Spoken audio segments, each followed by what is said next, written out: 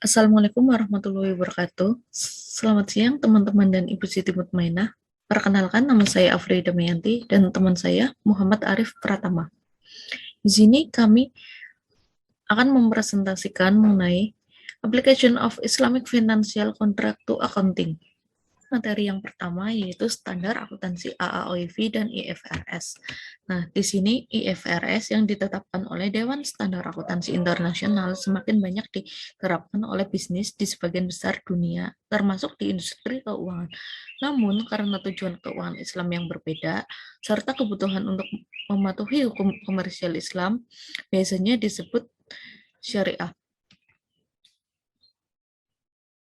Nah, di sini perlu ada seperangkat standar akuntansi yang berbeda seperti IFRS tidak berkembang secara khusus memenuhi persyaratan keuangan transaksi Islam. Karena itu, pada awal 1980-an ketika bank-bank syariah berkembang, banyak bank syariah yang bersangkutan dan bank internasional yang memiliki operasi pembiayaan. Dengan dukungan dari Bank Pembangunan Islam di Jeddah dan pemerintah Bahrain memulai sebuah organisasi yang berkembang. Organisasi ini dikenal sebagai Organisasi Akuntansi dan Audit untuk Lembaga Keuangan Islam AAOIV. Telah mengeluarkan 27 Islamic Standard Akuntansi. Sayangnya, banyak negara telah berkomitmen untuk konvergensi standar akuntansi nasional mereka ke IFRS, termasuk untuk industri keuangan Islam. Hal ini mengakibatkan hilangnya dukungan untuk AAOIV standar akuntansi. Namun, standar AAOIV masih digunakan dalam pasangan yurisdiksi dan standar AAOIV adalah tempat yang logis untuk memulai karena ini lebih sesuai dengan persyaratan keuangan syariah Islam dan dalam Islam. Materi yang kedua yaitu transaksi akuntansi pembiayaan murabah di bawah standar AAOIV. Nah, dalam perbankan Islam, harga dibayar dengan mencicil, namun karena bankir Islam adalah pemodal dan bukan dalam perdagangan, mereka melakukannya tidak mau menimbun dan mengambil resiko barang tidak laku.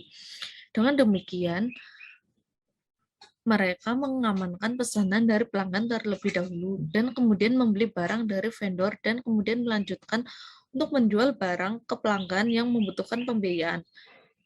Hal ini dikenal sebagai murabahah bagi pemesanan pembelian. Untuk memperjelas, berikut langkah-langkah dalam transaksi. Yang pertama yaitu nasabah memerintahkan bank untuk membeli barang yang teridentifikasi, sedangkan menjanjikan untuk membeli barang dari bank memberikan beberapa keuntungan. Yang kedua yaitu bank membeli dan membayar barang dari vendor. Dan yang ketiga yaitu bank melakukan akad jual beli murabahah kepada nasabah dan mengantarkan barang. Yang keempat yaitu pelanggan membayar barang secara angsuran ke bank.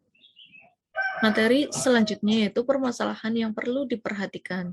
Ada 5 pertimbangan lain yang perlu diperhatikan sebelum kita dapat memulai proses akuntansi yang sebenarnya, yaitu simpanan nasabah, perhitungan murabahah, harga jual, pengakuan keuntungan, keterlambatan pembayaran, dan pelunasan lebih awal.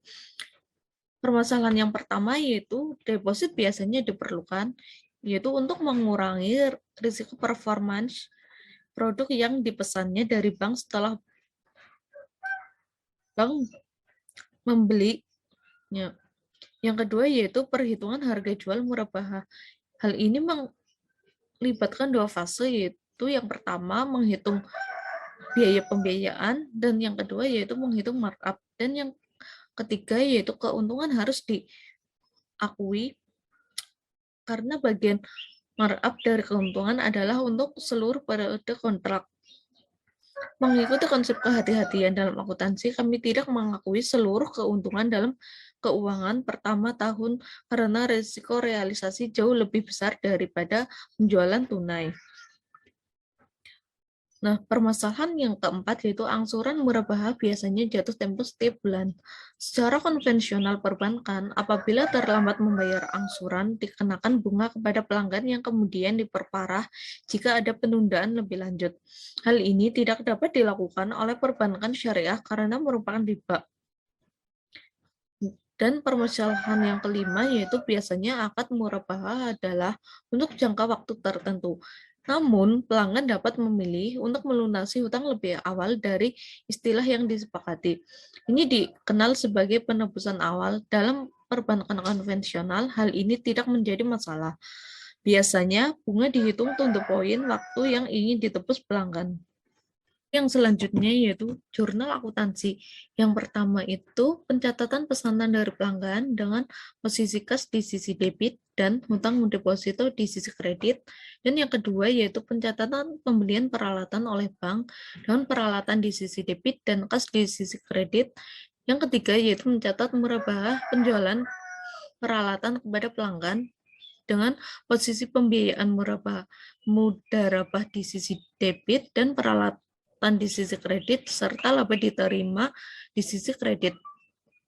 Yang keempat yaitu untuk menulis kewajiban deposito seperti yang digunakan untuk mengurangi biaya pembiayaan dengan pencatatan hutang deposit di sisi debit dan peralatan di sisi kredit. Kelima yaitu mencatat angsuran yang diterima dengan posisi kas di sisi debit dan pembiayaan mudarabah di sisi kredit, serta laba yang belum diterima di sisi debit dan akun laba rugi di sisi kredit. Dan yang keenam yaitu mencatat angsuran yang telah jatuh tempo dengan pencatatan piutang di sisi debit dan pembiayaan murabahah di sisi kredit, serta laba yang belum diterima di sisi debit dan akun laba rugi yang diakui lewat jatuh tempo di sisi kredit. Yang ketujuh yaitu mencatat denda atas angsuran yang telah jatuh tempo yang diterima dengan posisi piutang di sisi debit dan hutang amal di sisi kredit. Yang selanjutnya yaitu mencatat angsuran yang telah jatuh tempo yang diterima dengan posisi kas di sisi debit dan piutang di sisi kredit, dan selanjutnya mencatat tawid yang dibayarkan untuk zakat dengan posisi hutang amal di sisi debit dan kas di sisi kredit. Yang 10 yaitu mencatat pemutusan akad murabahah dengan posisi piutang di sisi debit dan pembiayaan mudarabah di sisi kredit. Yang ke-11 yaitu mencatat angsuran akhir yang diterima dengan posisi kas di sisi debit dan piutang di sisi kredit. Dan yang ke-12 yaitu mencatat terminasi dini dan pelunasan dengan rapat dengan posisi kas di sisi debit dan laba yang belum diterima di sisi kredit. Selanjutnya akan dipresentasikan oleh teman saya. Baik, akan saya lanjutkan presentasi kelompok kami yang selanjutnya, yaitu tentang subbab penyajian laporan keuangan pembiayaan murabahah. Nah, tabel berikut ini penyajian laporan keuangan yang dikutip dari laporan tahun 2016 Bank Islam Malaysia yang disusun berdasarkan IFRS. Semua jumlah piutang sebagai akibat dari pembiayaan Islam, termasuk pembiayaan murabahah, ditampilkan di dalam neraca di bawah pembiayaan dan uang muka. Lalu kita bisa lihat di sini ada murabahah di situ yang ada dalam other term financing, staff financing, trade bill discounted, dan trust receipt. Untuk trust receipt itu TR, yaitu pembiayaan jangka pendek kepada nasabah atau importir untuk melunasi kewajiban tagihan impor yang datang. Baik, selanjutnya ini ada lagi akun murabahah dalam catatan laporan keuangan konsolidasian pada nomor 5 aset pembiayaan ada murabahah di note 5.1. Jadi dalam isi ini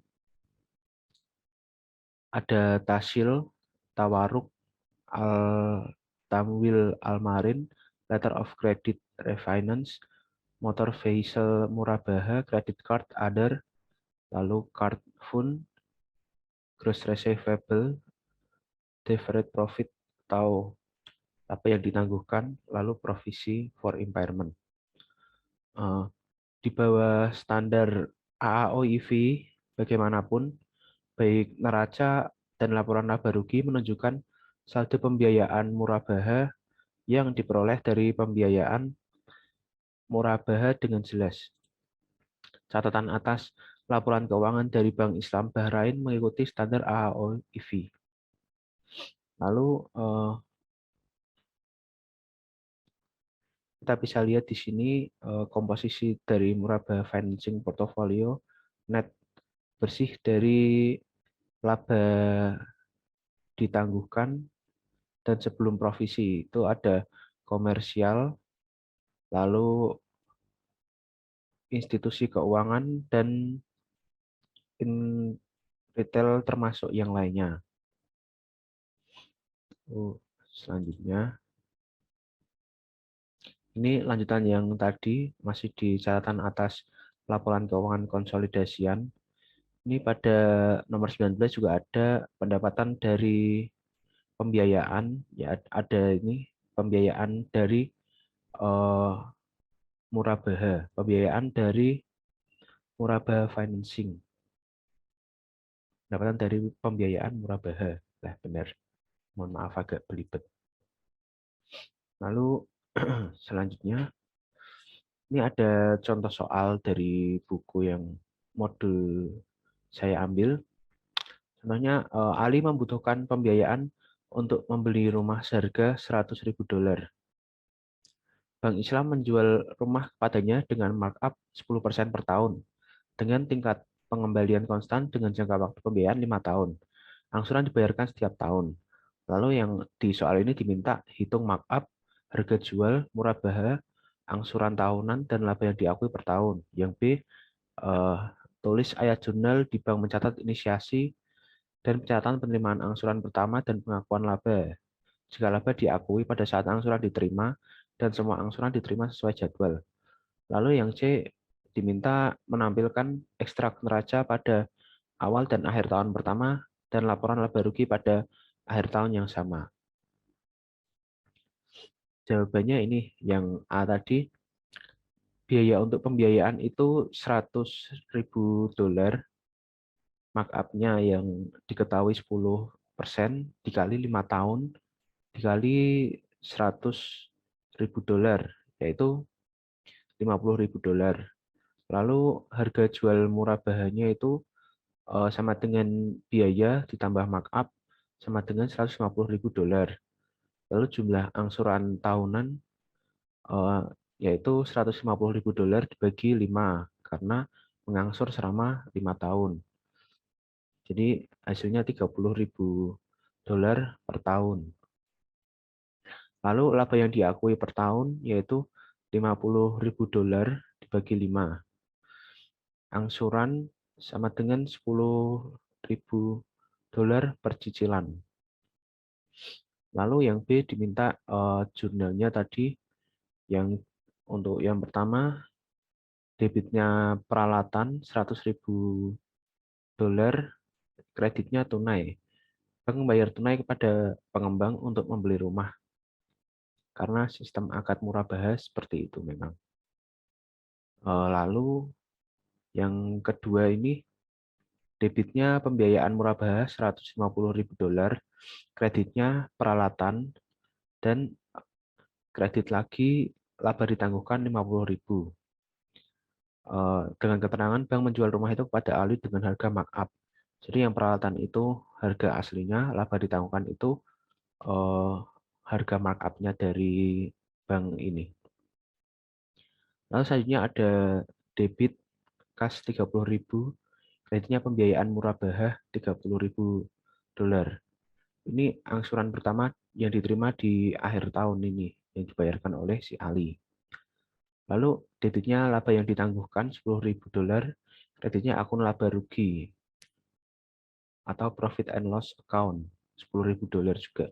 Laba diakui pada saat diterimanya angsuran pertama ini. Lalu ada neracanya seperti ini, pembiayaan murabahah pada awal tahun $150.000. Lalu di akhir tahun itu $120.000 karena $150.000 dikurangi istilahnya termin pertama tadi, angsuran pertama. Lalu dikurangi laba yang ditangguhkan. Di awal tahun itu ada $50.000. Lalu di akhir tahun ada 40.000 karena sudah dibayar 1 tahun, 1 kali. Lalu ada nilai buku bersih di awal tahun itu 100.000 jadinya, yang di akhir tahun 80.000. Akun laba dan rugi pada akhir tahun setelah angsuran pertama itu laba dari pembiayaan murabahah $10.000. Lalu ada ilustrasi lagi, pengakuan keuntungan murabahah menggunakan metode penurunan ganda. Ya udah, teman-teman udah nggak asing lagi ya sama metode penurunan ganda atau double declining ini. Jika periode pembiayaan adalah N, bisa berbulan-bulan atau bertahun-tahun atau kuartal, maka tingkat metode penurunan ganda adalah 2 kali 1 per N. Jadi pada ilustrasi sebelumnya di mana jangka waktu pembiayaan adalah 5 tahun, maka N sama dengan 5. Dan tingkat penurunan ganda adalah 2 kali 1 per N sama dengan 2 per 5 kali, 2 kali 1 per N sama dengan 2 per 5 sama dengan 40% per tahun itu. Amortisasi ini, tabel amortisasi yang menggunakan double declining balance method. R-nya sama dengan 40. Kita bisa lihat ya teman-teman, ini dari tahun pertama sampai tahun kelima itu, yang contoh pada tahun pertama, saldo awal tahun dari laba yang diakui itu 50.000, lalu keuntungan dari ini yang 40% tadi, rate tadi, dari saldo awal. Jadi 40% dari saldo awal itu 50.000 dikali 40%-nya itu sama dengan 20.000, lalu dikurangin untuk dijadikan saldo akhir tahun dari laba yang diakui.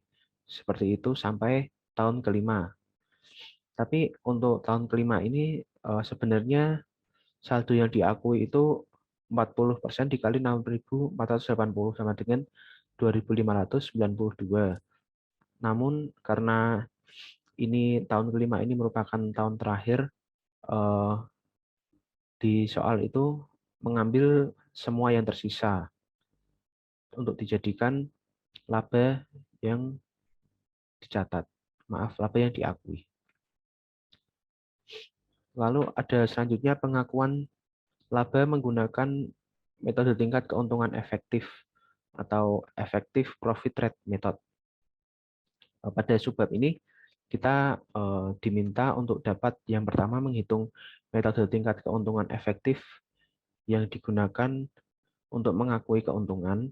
Lalu yang kedua kita juga dapat menilai pembiayaan murabahah yang disajikan dalam neraca pada nilai wajar pada biaya perolehan diamortisasi atau fair value at amortized cost. Lalu yang ketiga kita juga diminta untuk dapat membuat tabel amortisasi. Nah, ini teman-teman ya, ada contoh kita pada yang pertama ini kita membahas tentang simple and compound return. Apa sih simple and compound return? Nah, ini akan dijelaskan langsung menggunakan contoh perbedaannya. Lalu kita contohkan kita mempunyai $1.000 pada bunga sederhana 10%. Pada kasus ini akan memberikan kita $100 per tahun dari $1.000 tadi ya teman-teman. Dikali karena kita butuhnya 2 tahun, dikali 2 tahun jadi $200. Pada tahun menggunakan simple return ini, kita mengasumsikan bahwa kita tidak menginvestasikan profit kita pada tahun pertama untuk digunakan pada investasi tahun kedua. Jadi dalam 2 tahun untuk simple return ini kita hanya mendapatkan $1.200. Sedangkan jika kita menggunakan compound return ini seperti ada rumus di bawah ini, compounding 1,000 at 10% per annum for 2 years will give. Jadi $1.100 total dari akhir tahun pertama, ditambah 1.100 lagi dikali 10% sama dengan 1.100 tambah 110 sama dengan 1.210. Nah, ini kan ada perbedaan $10 ya teman-teman. Jadi perbedaan $10 ini kita dapatkan karena kita menginvestasikan kembali pendapatan dari tahun pertama yang ditambah yang pendapatan pada tahun pertama kita investasikan lagi dan dijadikan bunga return lagi pada tahun selanjutnya.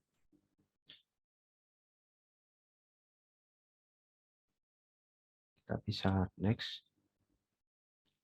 Nah, ini ada rumus future value dan present value ya teman-teman.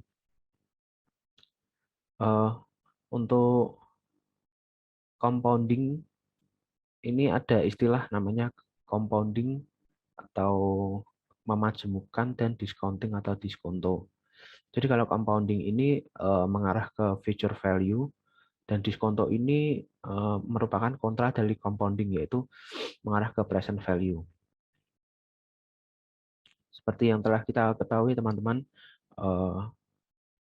present value kita semisalkan saja kita menggunakan bunga 10% per tahun majemuk tiap N tahun. Jadi rumus future value ini, future value sama dengan present value dikali 1 plus 0,1 pangkat N. 0,1 ini didapatkan dari bunga 10% tadi ya teman-teman, karena dijadikan desimal agar lebih mudah untuk menghitungnya. Lalu kalau kita ingin menghitung present value bagaimana? Jika kita ingin menghitung present value, rumusnya adalah future value dikali 1 per 1 ditambah 0,1 pangkat N. 0,1 ini nanti bisa untuk dalam rumus diganti menjadi huruf I. Atau ada lagi rumus present value yaitu sama dengan future value dikali 1 ditambah I di pangkat minus N. N itu tahun yang akan digunakan. Nah ini teman-teman, present value. Kita lihat figur 8.7, cash flow timeline for annuity $500 untuk 5 tahun. Jika kita melihat ini, mohon maaf, jika kita melihat pada cash flow 500 ini, kita dapat menghitung berapa sih present value-nya gitu kan. Kita lihat PV dengan menggunakan rumus PV 500 sama dengan 500 dikali 1 tambah 0,1 dipangkat min 1, begitu sampai N-nya 5, sama dengan 1895. Jadi jika di total dari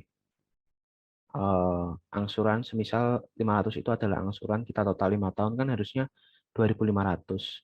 2.500 itu future value kalau kita tarik ke belakang, present value kita cari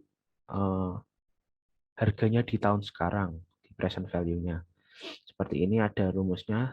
Lalu jika rumus ini dirasa terlalu apa ya istilahnya belibet gitu kan, ternyata ada nih rumus yang lebih simpel dari itu, yaitu menggunakan PVA sama dengan PMT. PMT itu payment, pembayaran tiap termin itu berapa angsurannya, dikali 1 min 1 ditambah I yang tadi kalau semisal diskon rate-nya 10.000 per period, itu berarti kita menggunakan I-nya 0,1 pangkat min N dibagi I lagi yang tadi, rate-nya tadi.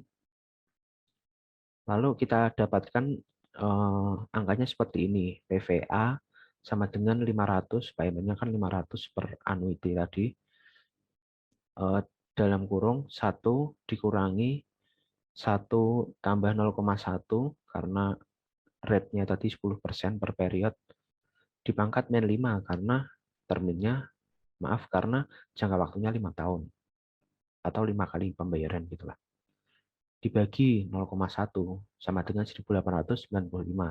Jadi daripada menggunakan, ini sebenarnya sama hasilnya ya teman-teman, cuman yang menggunakan PVA dan PMT itu lebih simpel ya teman-teman. Jadi cukup menghemat waktu juga. Lalu menghitung PV dengan tabel. Ini bisa juga teman-teman. Jadi kita ada tabel 8.3 anuitas biasa ini present value.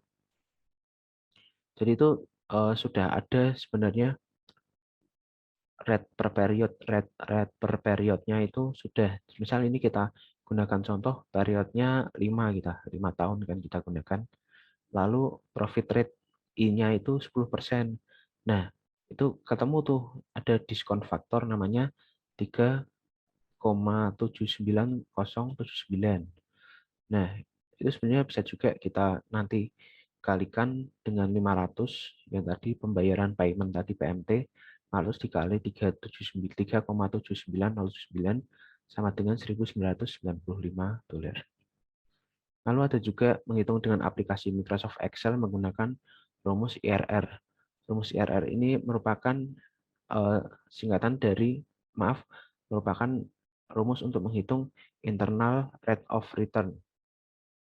Jadi kita bisa lihat ada contoh di atas cash flow over time period itu dari 0 sampai 5. Lalu ilustrasi 1 menggunakan rumus Excel pada figur 8.9.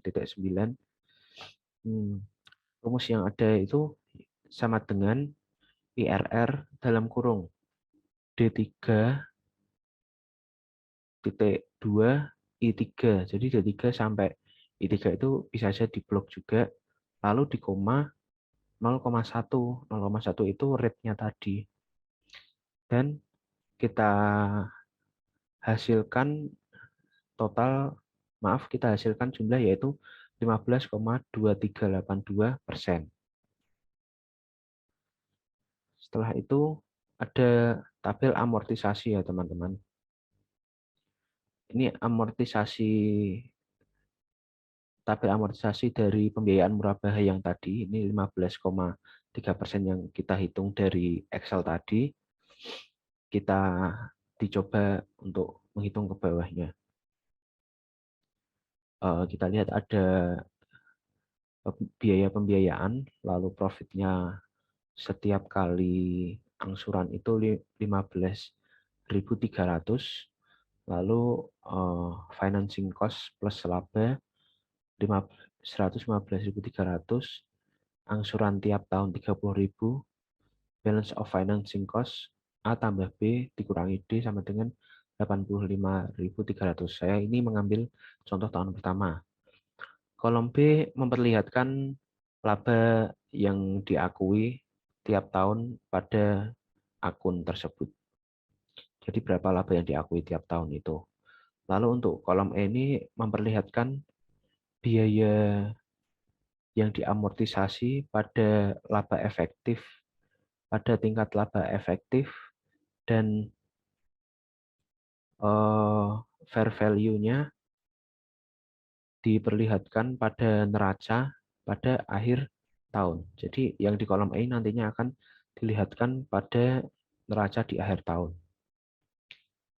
Lalu ada pencatatan jurnal teman-teman yang tadi. Untuk contohnya, jurnal pada tahun pertama setelah inisiasi, yaitu ada debitnya murabah financing $100.000, lalu kreditnya pada peralatan equipment $100.000 juga. Lalu ada lagi saat saat laba diakui pada angsuran. Jurnalnya adalah sebagai berikut nih. Debitnya murabah financing $15.300, lalu kreditnya pendapatan dari pembiayaan murabah yaitu $15.300. Lalu saat angsuran diterima oleh pihak bank syariah, debitnya itu kas 30.000 karena kita mendapatkan 30.000 tadi ya. Lalu kreditnya itu pembiayaan murabaha 30.000.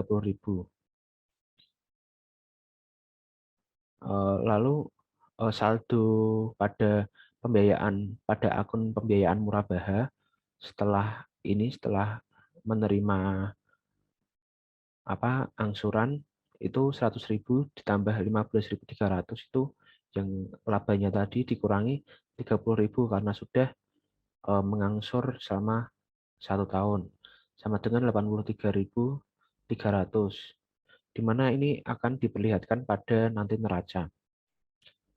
Pada akhir tahun finansial, yaitu debitnya pendapatan dari pembiayaan murabaha, yaitu 15.300, dan kreditnya akun laba dan rugi, juga 15.300. Neraca pada akhir tahun pertama akan seperti ini. Pembiayaan murabaha $85.300, dan akun laba dan rugi akan menjadi seperti ini. Pendapatan dari pembiayaan murabaha $15.300. Lalu ada lagi nih, ilustrasi komprehensif akuntansi murabaha di bawah AAOIV dan IFRS. Bank Islam Bahrain (IBB) membiayai Shadiq Al-Maghribi baginya untuk membeli peralatan pembangkit listrik untuk membangkit listriknya pada 1 Januari 2016 melalui kontrak murabaha. Itu jadi membiayai melalui kontrak murabaha. Harga pembelian peralatan tersebut adalah 50 juta dinar Bahrain. Shadiq membayar deposit sebesar 10 juta dinar Bahrain dinar ke IBB sebagai bond. Akad murabahah berlaku selama 5 tahun dan markup-nya sebesar 10 juta. Harga murabahah dibayar dalam 5 kali angsuran tahunan yang sama pada tanggal 31 Desember setiap tahun. Shadiq membayar cicilan tepat waktu setiap tahun hingga 31 Desember 2018. Pada awal tahun keempat, Shadiq meminta pemutusan kontrak dengan pembayaran sisanya. Bank setuju untuk memberinya potongan harga dari saldo penuh dari sisa keuntungan yang belum diterima. Bank memperoleh keuntungan secara merata selama jangka waktu kontrak dan mengikuti standar akuntansi AAOIV. Lalu yang diminta seperti ini, hitung harga jual murabahanya, hitung angsuran tahunan, hitunglah keuntungan yang diperoleh setiap tahun, lalu dihitung rabat yang diberikan pada awal tahun keempat, hitung jumlah penebusan yang harus diselesaikan Shadiq dengan bank pada awal tahun keempat tadi, lalu yang F, tunjukkan kutipan laporan laba rugi neraca bank sederat sehubungan dengan transaksi pada awal tahun dan transaksi pada akhir tahun 2016. Yang G, tunjukkan entry jurnal untuk penghentian murabahah. Lalu yang H, silahkan ulangi CDEF jika bank mengikuti standar akuntansi IFRS. Lalu penyelesaiannya yaitu yang A tadi, harga jual murabahah yaitu 50 dikurangi 10. 10 itu dari deposit ditambah 10 yaitu markup. Jadi sama dengan 50 juta dinar. Lalu yang B, angsuran murabahah yaitu 50 dari 50 juta dinar yang di atas itu dibagi 5 tahun.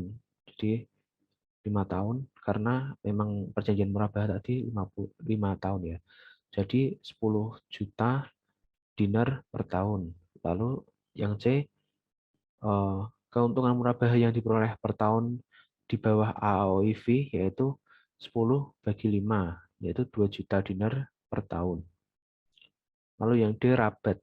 Rabat yang diberikan pada awal tahun keempat sama dengan jumlah laba murabaha 10 dikurangi laba diakui sampai akhir 3 tahun, 2 dikali 3 sama dengan 6, sama dengan 10 dikurangi 6 sama dengan 4 juta. Lalu untuk menjawab yang E ini, jumlah pelunasan atau redemption itu 50 juta total harganya, dikurangi 30 juta jumlah yang dibayarkan selama 3 tahun, dikurangi 4 juta, yaitu diskon atau rabatnya. Yaitu jadi 16 juta hasilnya. Lalu ini neraca pada laporan laba rugi, neraca dan laporan laba rugi di bawah AOIV standar. Standar AOIV maksudnya. Ini extract of balance sheet for Bank Islam Bahrain as at 31 Desember. Jadi ada murabaha financing, pembiayaan murabaha beginning 2016 and dan selanjutnya tahun selanjutnya. Lalu ini dikurangi dengan pendapatan diterima di muka. Pendapatan diterima di muka itu jadi untuk bank itu utang seperti itu. Lalu net receivable piutang bersihnya seberapa gitu. Nah, lalu dari neraca itu diekstrak dari Bank Islam Bahrain, profit dari murabahah atau laba dari murabahah itu ya seperti ini. Jadi profitnya baru terasa pada akhir tahun pertama, akhir tahun kedua, akhir tahun ketiga. Gitu.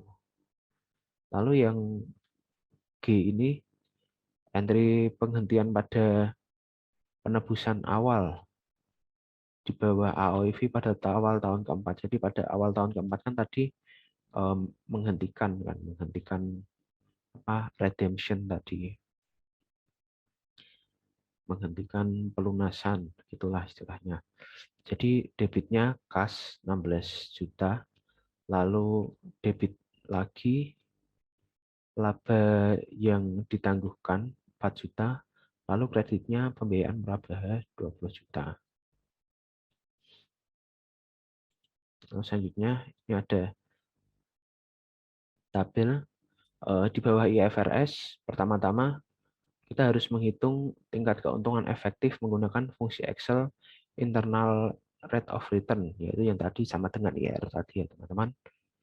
Lalu arus kasnya sama seperti sebelumnya, yaitu minus 40 juta, itu jumlah pembiayaan, dan masing-masing 10 juta sebagai pembayaran angsuran. Dengan demikian, BIP Financing of Shadiq Al-Maghribi, cash flow-nya itu, cash flow dalam BD juta, seperti ini, minus 40 juta, 10, 10, 10, 10, 10.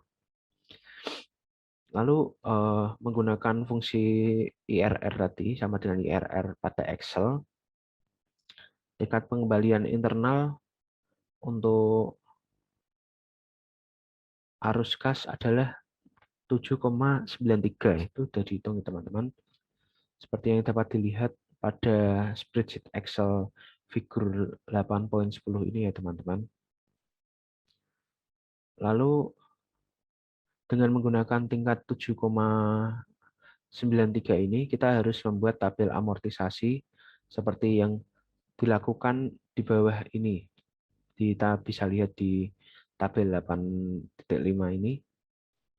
Kolom D, amortized cost, ini menunjukkan nilai wajar sebagai biaya pembiayaan yang diamortisasi pada tingkat keuntungan yang diberikan. Rebate yang diberikan pada awal tahun keempat berdasarkan IFRS adalah harga jual 50 dikurangi cicilan yang dibayar 30 dikurangi saldo pembiayaan 17,84868 sama dengan itu 2,151 sekian juta. Kita bisa lihat. Oke, ini yang ini pada akhirnya ini neraca akun neraca dan laba rugi untuk Bahrain Islamic Bank untuk transaksi murabaha bawah IFRS tadi seperti berikut. BIP balance sheet and profit loss account 31 Desember murabaha transaction. Nah, isinya itu yaitu seperti berikut. Murabah financing, future value at amortized cost. Itu seperti. Lalu laporan laba rugi yaitu laba dari murabaha. Baik, sekian dari kelompok kami. Mohon maaf bila ada kesalahan. Ini kami ada kata-kata motivasi mengutip dari Bill Gates. Ya, siapa sih nggak tahu Bill Gates? Beliau mengatakan, jika Anda tidak bisa membuat sesuatu menjadi baik, paling tidak buatlah hal itu terlihat baik. Bill Gates.